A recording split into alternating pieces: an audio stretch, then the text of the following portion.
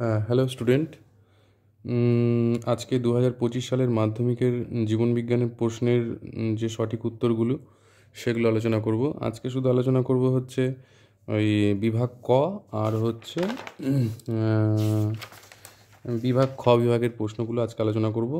কিন্তু এর পরের ভিডিওতে থাকবে আলোচনা থাকবে হচ্ছে বিভাগ গ এবং ঘ বিভাগ নিয়ে। ঠিক আছে, তো আজকের ভিডিওটা দেখার পর পরবর্তী ভিডিওটা অবশ্যই দেখো। দেখলে তাহলে হচ্ছে বিভাগ গ এবং ঘ বিভাগের প্রশ্নের যে উত্তরগুলো সঠিক উত্তরগুলো কী হবে সেগুলো জানতে পারবে। ঠিক আছে, এবং কীভাবে কী লিখতে হবে সেটা আমি এখানে মানে মাধ্যমিকে কীভাবে কী লিখতে হয় সেগুলোও আলোচনা করে দেব। ঠিক আছে, কোন প্রশ্নের জন্য কীরকম লিখতে হবে সেই জিনিসগুলো ডিটেলসে আলোচনা করব এর পরের ভিডিওতে। তো আজকে শর্ট প্রশ্নগুলো শুধু আলোচনা করছি।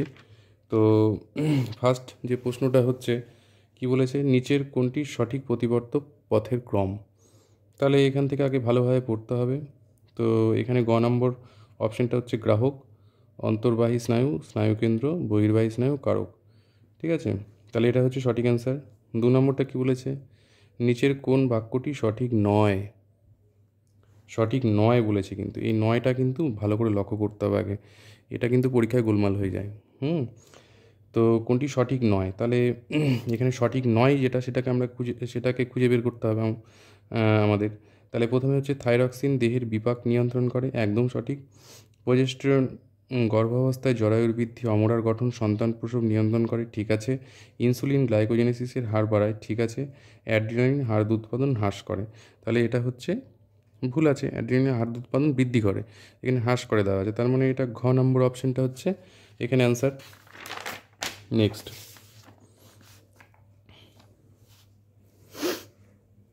হচ্ছে কি বলেছে, চোখের প্রতিসারক মাধ্যমগুলি হলো।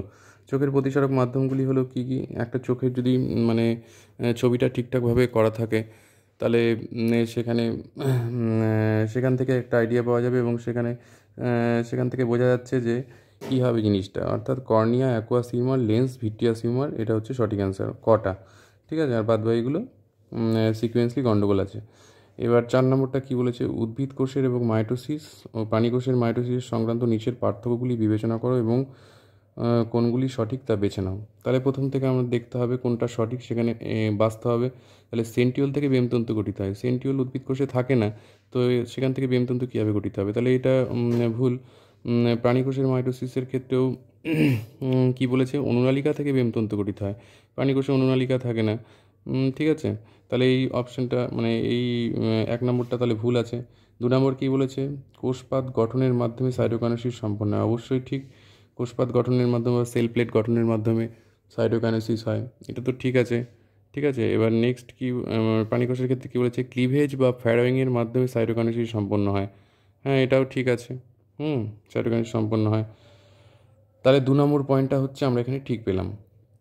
ঠিক আছে, এবার 3 নম্বর পয়েন্টটা কী বলেছে, উৎপন্ন অপাত্য কোষগুলি পাশাপাশি যুক্ত থাকে। উদ্ভিদ কোষের ক্ষেত্রে যে কোষগুলো উৎপন্ন হয় উৎপন্ন হচ্ছে সেগুলো কিন্তু পাশাপাশি যুক্ত অবস্থায় থাকে। ঠিক আছে, আর এদিকে কী বলেছে, উৎপন্ন অপাত্য কোষগুলি পরস্পর থেকে পৃথক হয়ে যায়, পরস্পর থেকে কিন্তু উৎপন্ন যে কোষগুলো হচ্ছে পৃথক হয়ে যাচ্ছে। হ্যাঁ, প্রাণী কোষের মাইটোসিস এবং উদ্ভিদ কোষের মাইটোসিসের যে ছবিটা আছে সেটা দেখলেই তোমরা বুঝতে পারবে। এই প্রাণী কোষের ক্ষেত্রে দুটো কোষ কিন্তু পৃথক হয়ে যায়। 4 নম্বরটা কী বলেছে, কোষের পরিধি থেকে কেন্দ্রের দিকে সাইটোকাইনেসিস ঘটে, অর্থাৎ কোষের পরিধি থেকে মানে কোষের পরিধি থেকে কেন্দ্রের দিকে সাইটোকাইনেসিস ঘটে, এটা ঠিক আছে। কিন্তু প্রাণী কোষের ক্ষেত্রে কী বলেছে, কোষের কেন্দ্র থেকে পরিধির দিকে অর্থাৎ ভিতর থেকে বাইরের দিকে সাইটোকাইনেসিস ঘটে, তাহলে এটা কথাটা ভুল আছে। তাহলে এখানে সঠিক কোনটা কোনটা পাচ্ছি, 2 আর 3 নম্বর হচ্ছে সঠিক পাচ্ছি, তাহলে এখানে খ নম্বর অ্যান্সারটা অর্থাৎ 2 আর 3 এখানে লেখা আছে খ নম্বরে, সেটা সঠিক। এবার নেক্সট, ডিএনএতে নাইট্রোজেনযুক্ত ক্ষারক যুগ্ম গঠনের বিন্যাসের ক্ষেত্রে কোনটি সঠিক, এটা তো একদম সোজা প্রশ্ন। আমরা কি জানি, A11T অর্থাৎ অ্যাডেনিন থাইমিনের সঙ্গে যুক্ত হয়, আর গুয়ানিন ট্রিপল বন্ড সাইটোসিনের সাহায্যে সাইটোসিনের সঙ্গে যুক্ত হয়। অ্যাডেনিনটা হচ্ছে এখানে পিউরিন বেস, আর থাইমিনটা হচ্ছে পিরিমিডিন বেস, তাহলে এখানে গুয়ানিনটা হচ্ছে পিউরিন বেস আর এটা হচ্ছে পিরিমিডিন বেস। আমরা সবসময় কি জানি, পিউরিন পিরিমিডিনের সঙ্গে যুক্ত হয় বা পিরিমিডিন পিউরিনের সঙ্গে যুক্ত হয়, তাহলে সেই হিসাবে এখানে option G triple bond C, এই অপশানটা ঠিক। এবার নেক্সট প্রশ্ন, ইতর পরাগযোগ সম্পর্কিত নিচের কতগুলি বক্তব্য সঠিক, এখানে যে কটা বক্তব্য আছে তার মধ্যে কতগুলো বক্তব্য সঠিক সেটা এখানে তোমাদেরকে দেখাতে হবে। তাহলে কি বলেছে এখানে, ফার্স্ট ইতর পরাগযোগে বাহকের প্রয়োজন হয়, অবশ্যই বাহকের প্রয়োজন হয়। অর্থাৎ এক ফুল থেকে আরেক ফুলে যখন পরাগরেণুগুলো যাবে, কীভাবে যাবে? নিশ্চয়ই কীট পতঙ্গ বা হচ্ছে প্রজাপতি, মৌমাছি এগুলোর মাধ্যমে যাবে, অর্থাৎ বাহকের প্রয়োজন হবে ইতর পরাগযোগের ক্ষেত্রে। 2 নম্বর কী বলেছে, ইতর পরাগযোগের ফলে উৎপন্ন অপাত্য উদ্ভিদে নতুন চারিত্রিক বৈশিষ্ট্যে আবির্ভাব ঘটে, অবশ্যই আবির্ভাব ঘটবে, এটাও ঠিক আছে। তারপর 3 নম্বর কী বলেছে, ইতর পরাগযোগে বাহক নির্ভরশীল না হওয়ায় পরাগরেণুর অপচয় কম হয়। বাহক নির্ভরশীল না হওয়ায় বলেছে, কিন্তু ইতর পরাগযোগ তো বাহক নির্ভরশীল, তাহলে কীভাবে হবে? তাহলে এই পয়েন্টটা ভুল আছে। তারপর লাস্ট 4 নম্বর পয়েন্টটা কী বলেছে, 4 নম্বর পয়েন্টটা বলেছে ইতর পরাগযোগ বাহক নির্ভরশীল হয় পরাগরেণুর অপচয় ঘটে। হ্যাঁ, অবশ্যই, অর্থাৎ এক জায়গা থেকে আরেক জায়গায় মৌমাছি বা কীটপতঙ্গের মাধ্যমে যখন পরাগরেণুগুলো এক গাছ থেকে আরেক গাছে যায় বা এক গাছের ফুল থেকে আরেক গাছের ফুলে যায়, তখন তো কিছুটা পরাগরেণু এদিক ওদিক অপচয় হয়ই। হ্যাঁ, সেই কারণে এই কথাটা ঠিক আছে। তাহলে এখানে কটা আমি পয়েন্ট ঠিক দেখতে পেলাম? 1 2 3, 3টা দেখতে পেলাম, তাই জন্য এখানে কয়ের অ্যান্সারটা ঠিক, অর্থাৎ কয়ে 3 আছে। এবার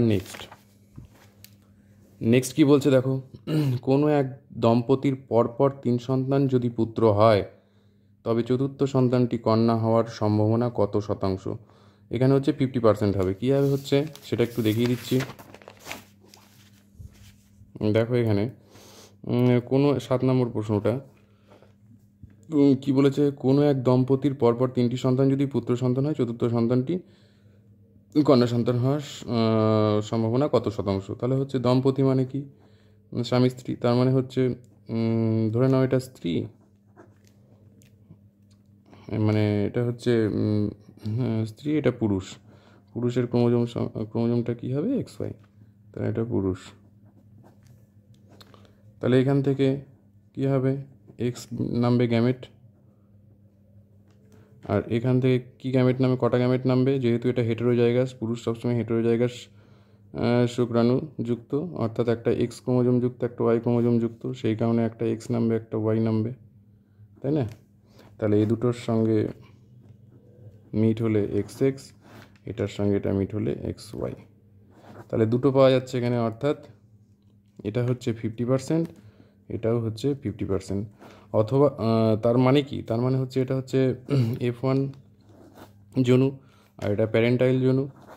তাহলে F1 জনু যতবারই F1 জনু তে বাচ্চাগুলো হোক বা আসুক, হ্যাঁ, সেই ক্ষেত্রে 50% হবে পুত্র সন্তান আর 50% হবে কন্যা সন্তান। ঠিক আছে, তাহলে কন্যা সন্তান হওয়ার সম্ভাবনা কত, 50%। ঠিক আছে, হয়ে গেল।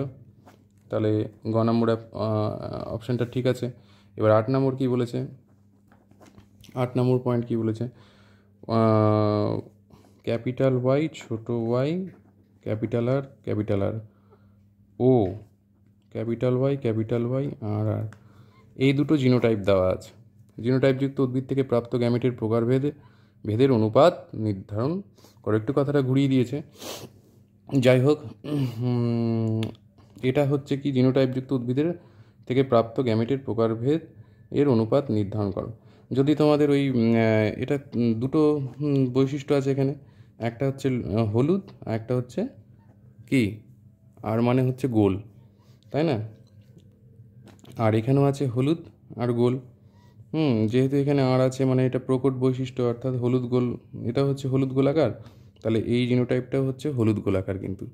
ঠিক আছে, তাহলে এই হলুদ গোলাকার আর হচ্ছে এই জিনোটাইপটা একদম স্পেসিফিক, এই জিনোটাইপটা মানে মেন্ডেলের দ্বিসংকর জননের যে চার্টটা আছে, মেন্ডেলের দ্বিসংকর জননের যে হচ্ছে ওই চেকার বোর্ডটা আছে, চেকার বোর্ডের মধ্যে এই জিনোটাইপ আর এই জিনোটাইপ চেকার বোর্ডের মধ্যে কয়বার দেখতে পাওয়া যাচ্ছে।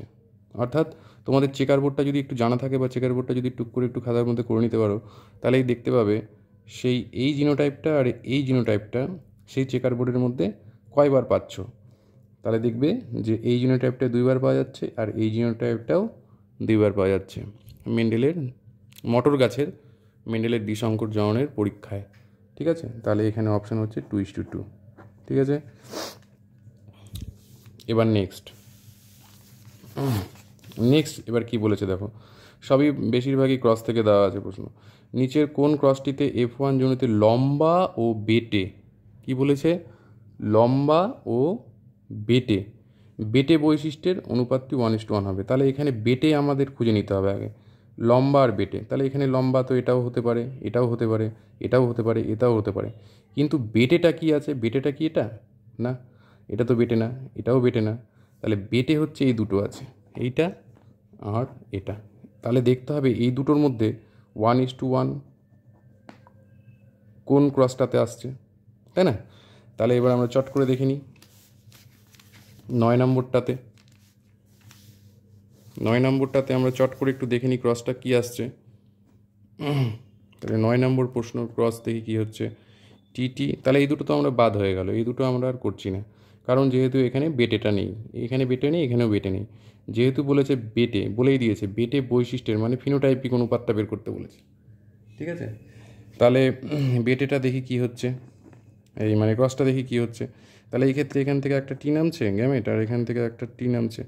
তাহলে এখান থেকে সবগুলো কিন্তু, অর্থাৎ F1 জনুতে, আর এটা হচ্ছে প্যারেন্টাল জনু, তাহলে F1 জনুতে সবগুলো কিন্তু হচ্ছে শঙ্কর আসছে, অর্থাৎ 100% শঙ্কর লম্বা পাওয়া যাচ্ছে, কিন্তু বেটের কিন্তু কোনো গল্প হচ্ছে না।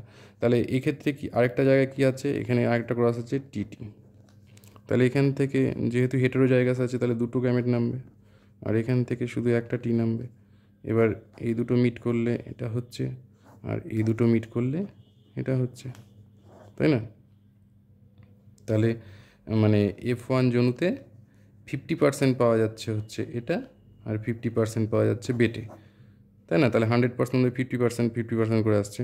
তাহলে অনুপাতটা কত হচ্ছে এবং পাওয়া যাচ্ছে কত, 1:1। তাহলে তাহলে অনুপাতটা হলো কি 1:1, অর্থাৎ শঙ্কর লম্বা পাওয়া যাচ্ছে 50%, আর বেটে পাওয়া যাচ্ছে হচ্ছে 1%, এই 50%, আর মানে হচ্ছে অনুপাতটা হচ্ছে 1:1, অর্থাৎ শঙ্কর লম্বা হচ্ছে পাওয়া যাচ্ছে 1, আর হচ্ছে আরেকটা টিটি পাওয়া যাচ্ছে হচ্ছে 1। তাহলে এখানে অনুপাতটা হলো কি 1:1। 1:1 ম্যাচ করে গেল, তাহলে এটার সঙ্গে এটা ম্যাচ করে গেল, তাহলে অপশান হচ্ছে এটা, অর্থাৎ 9 ঘ। ঠিক আছে, এবার কি আছে দেখে নিই একটু। এবার কি বলেছে, প্রদত্ত, দেখা যাচ্ছে তো না, কেটে যাচ্ছে, ঠিক আছে, হ্যাঁ দেখো এবার কি বলেছে, প্রদত্ত কোন জোড়াটি সমস্ত অঙ্গ নয়। তাহলে এখানে সমস্ত অঙ্গ নয় বলেছে কিন্তু, হ্যাঁ এই যে এগুলোই কিন্তু গোলমাল হয়ে যায়, অঙ্গ নয়। তাহলে এখানে কী হয়, মানুষের হাত, ঘোড়ার অগ্রপথ, পাখির ডানা, তিমির ফ্লিপার, এগুলো সব হচ্ছে সমস্ত অঙ্গ কিন্তু, হ্যাঁ কিন্তু পাখির ডানা, পতঙ্গের ডানা, পাখির ডানা আর পতঙ্গের ডানা এটা কিন্তু সমস্ত অঙ্গ নয়। ঠিক আছে, তাহলে অপশান কী হলো, গ, ঘোড়ার অগ্রপথ, তিমির ফ্লিপার এগুলো। ঠিক আছে, তো এটাও আছে একটা অপশান, পাখির ডানা, পতঙ্গের ডানা, তাহলে হচ্ছে ঠিক অ্যান্সার। এবার হচ্ছে 11 নম্বর কী বলেছে, মিলার ও উড়ের পরীক্ষায় নিচের কোন বিক্রিয়াটি ব্যবহৃত হয়নি। তাহলে H2S ব্যবহৃত হয়নি, ঠিক আছে, H2S ব্যবহৃত হয়নি।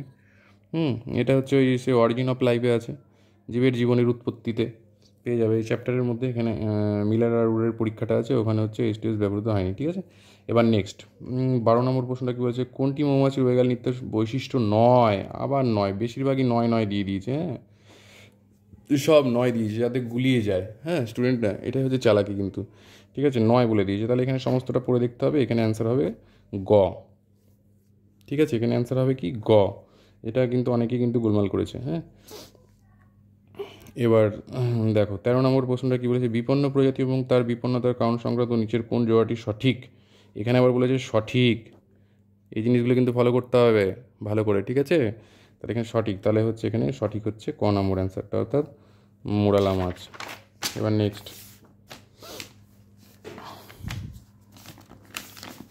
নেক্সট কী বলেছে, জীব বিবর্ধনের সঙ্গে সংশ্লিষ্ট উপাদানটি হলো, এখানে অপশান হবে খ। ঠিক আছে, ক্লোরিনযুক্ত কীটনাশক, নাইট্রোসোমোনাস, রাইজোবিয়াম, নাইট্রোব্যাক্টার, সিউডোমোনাস, 15 নম্বর প্রশ্নটা, অণুজীবগুলির মধ্যে কোনটি নাইট্রোজেন চক্রের চতুর্থ ধাপের সঙ্গে সংশ্লিষ্ট? এখানে হবে অ্যান্সার সিউডোমোনাস। ঠিক আছে, এবার হচ্ছে 2 নম্বর প্রশ্নে চলে যাই। 2 নম্বর প্রশ্নে, মানবদেহের মোট ড্যাশ জোড়া করোটি স্নায়ু সুষুম্না স্নায়ু বর্তমান? তাহলে করোটি স্নায়ু কতগুলো? 12 জোড়া। আর সুষুম্না স্নায়ু কত? 31 জোড়া। তাহলে 31 আর 12 যোগ করলে কত হচ্ছে? 43। তাহলে এটাই হচ্ছে সঠিক অ্যান্সার। ঠিক আছে, এবার 2 নম্বর কী বলেছে? ড্যাশ বিশেষ মেরুযুক্ত হয় ক্রোমোজোমের প্রান্তদ্বয় ক্ষয়ের হাত থেকে রক্ষা করে? টেলোমিয়ার হবে অ্যান্সার, টেলোমিয়ার। এবার কি বলেছে? কালো বর্ণ ও অমসৃণ লোমযুক্ত গিনিপিকের জিনোটাইপ। কালো বর্ণ মানে কি? ধরে নিলাম কালো বর্ণ বি। ঠিক আছে, কালো বর্ণ হচ্ছে বি, আর অমসৃণকে ধরে নিলাম আর। ঠিক আছে, তাহলে কালো বর্ণ এবং অমসৃণ লোমযুক্ত গিনিপিকের জিনোটাইপ কী হবে? তাহলে কী হবে? এই কটা হবে। কালো বর্ণ অমসৃণ লোমযুক্ত BBR আর হতে পারে, বা বি ছোট বি আর স্মল আর হতে পারে, BBR স্মল আর হতে পারে, বি ছোট বি বড় আর এটা হতে পারে। ঠিক আছে, তাহলে এটা এই 1 2 3 4 চারটার মধ্যে যে কোনো একটা যদি কেউ লিখে দিতে পারে তাহলে সেটাই কিন্তু সঠিক। এবার কি বলেছে? ব্যক্তিজনী ড্যাশকে পুনরাবৃত্তি করে? ব্যক্তিজনী হচ্ছে, মনে রাখবে, ফাইলোজেনিকে পুনরাবৃত্তি করে, ফাইলোজেনিকে, হ্যাঁ, বা জীবজনীকে, হ্যাঁ, ফাইলোজেনিকে পুনরাবৃত্তি করে। এবার হচ্ছে 2.5, প্রাণীর ড্যাশ শ্বাস প্রশ্বাসের মাধ্যমে মানুষের শ্বাসযন্ত্রে প্রবেশ করলে অ্যাজমার সৃষ্টি? অ্যাজমা মানে হাঁপানির সৃষ্টি হয়। তাহলে কি প্রাণীর কী হবে? প্রাণীর এখানে বিভিন্ন রকম হতে পারে জিনিস, যেরকম প্রাণীর লোম হতে পারে, প্রাণীর চুল হতে পারে। ঠিক আছে, তারপর এছাড়াও প্রাণীর, হ্যাঁ, এই দুটোই হবে। প্রাণী যেহেতু বলেছে, যদি এখানে উদ্ভিদ বলতো তাহলে এখানে রেণু দিয়ে দিতাম, পরাগ রেণু।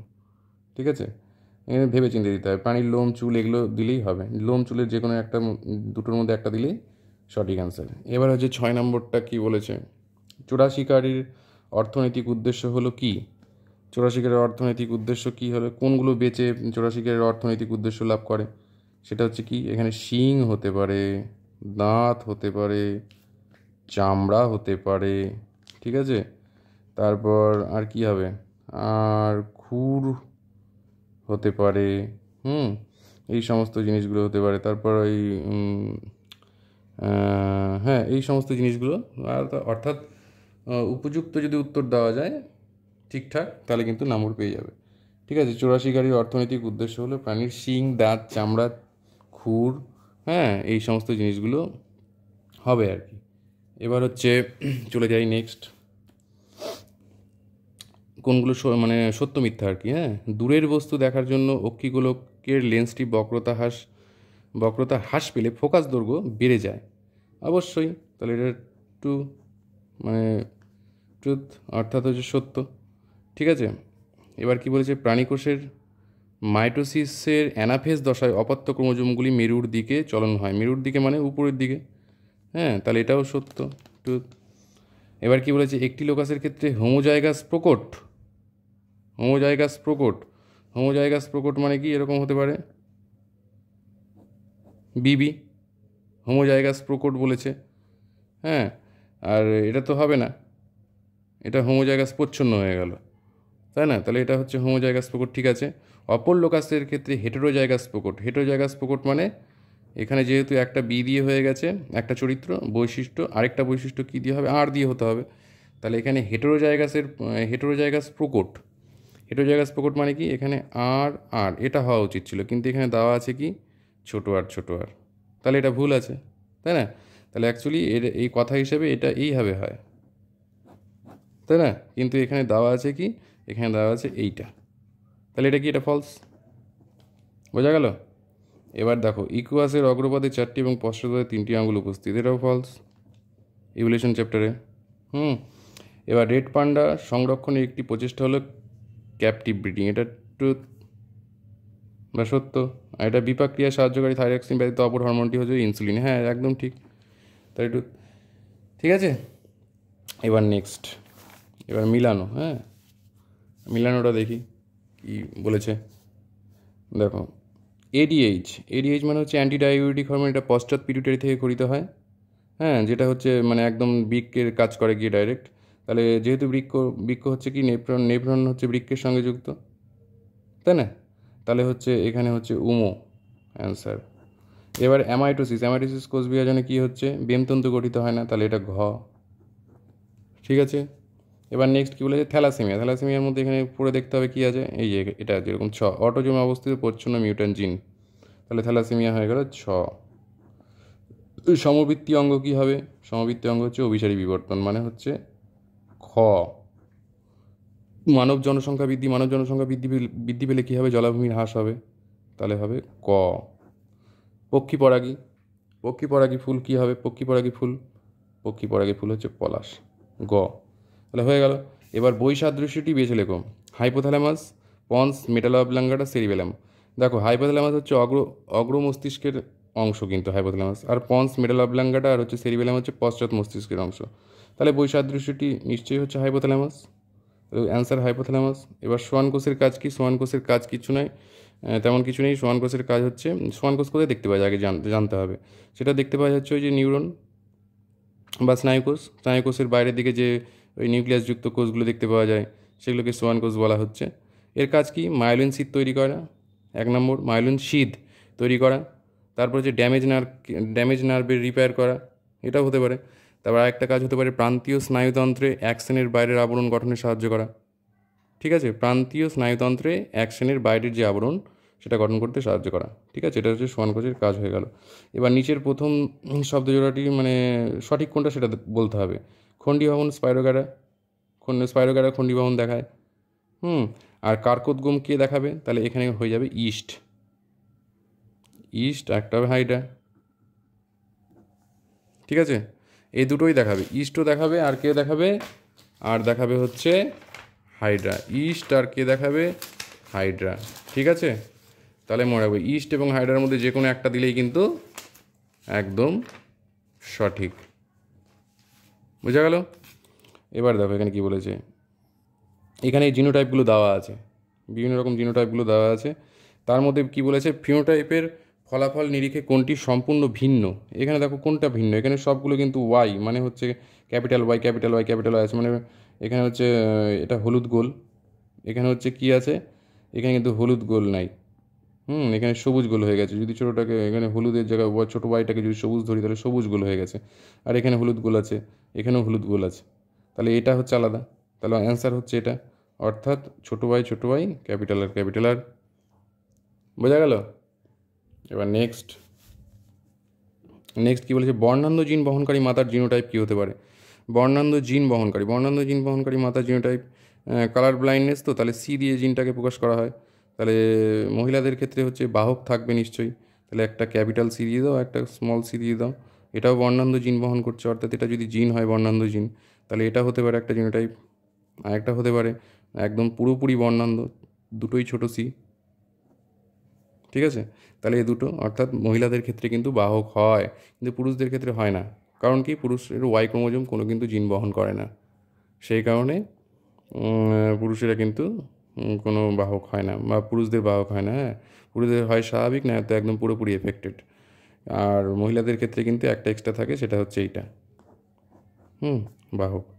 আর নর্মাল হচ্ছে কি, নর্মাল দুটোই বড় সি করে দিই। কিন্তু এখানে কি বলেছে, এখানে বলেছে বর্ণান্ধ জিন বহনকারী, তাহলে বর্ণান্ধ জিন বহনকারী এই দুটোর মধ্যে যে কোনো একটা লিখলে অ্যান্সার ঠিক। ঠিক আছে, বোঝা গেল? এবার নেক্সট, ডারউইনের অভিব্যক্তি সংক্রান্ত মতবাদের প্রথম পর্যবেক্ষণটি কী। এটা হচ্ছে অত্যাধিক হারে বংশ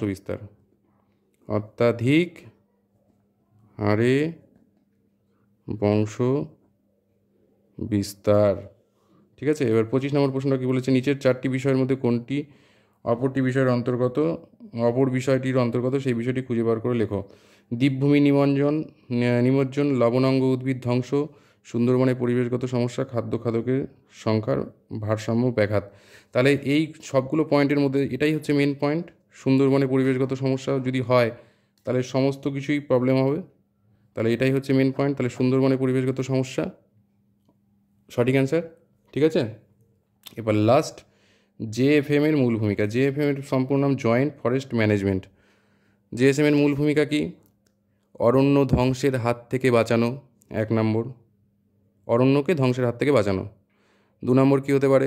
অনেক পয়েন্ট হতে পারে। মূল্যবান প্রাণী ও উদ্ভিদদের রক্ষা করা, এটাও একটা পয়েন্ট হতে পারে। বিপন্ন প্রাণী ও উদ্ভিদদের শিকারীদের হাত থেকে রক্ষা করা, বা বিপন্ন যে সমস্ত উদ্ভিদ আছে, যে সমস্ত ওই যে ভেষজ উদ্ভিদ, তাদের যে অতি ব্যবহারের ফলে কী হচ্ছে, তারা হচ্ছে আস্তে আস্তে শেষ হয়ে যাচ্ছে, সেই কারণে তাদেরকে রক্ষা করাও জেএফএম এর কাজ হতে পারে। ঠিক আছে, তাহলে যে এই 3টে পয়েন্টের মধ্যে যে কোনো 2টো কিংবা একটা লিখলেই কিন্তু একদম ফুল নম্বর পেয়ে যাবে। ঠিক আছে, তাহলে ঠিক আছে, আজকে এই পর্যন্তই থাক। এর পরের দিন হচ্ছে পরের ভিডিওতে বিভাগ গ এবং ঘ, এই দুটো বিভাগের যে সমস্ত একটু প্রশ্নগুলো একটু মানে মনে হচ্ছে একটু ঘুরিয়ে পেঁচিয়ে এসছে, সেই সমস্ত প্রশ্নগুলো একদম সহজভাবে আলোচনা করে দেবো। ঠিক আছে, তার জন্য কিন্তু পরের ভিডিওটা দেখতে হবে। আচ্ছা, যাই হোক, যদি মানে আমার মানে যদি ভালো লেগে থাকে, মানে মানে প্রশ্নর বোঝানোর জিনিসগুলো, তাহলে হচ্ছে তোমরা অবশ্যই কিন্তু লাইক এবং শেয়ার কিন্তু অবশ্যই করবে। ঠিক আছে, এবং পরবর্তী ভিডিওগুলো দেখবে, যাতে তোমাদের কোনো কিছু যদি ডাউট থাকে সেগুলো ক্লিয়ার হয়ে যাবে আর কি। ঠিক আছে, ঠিক আছে, তাহলে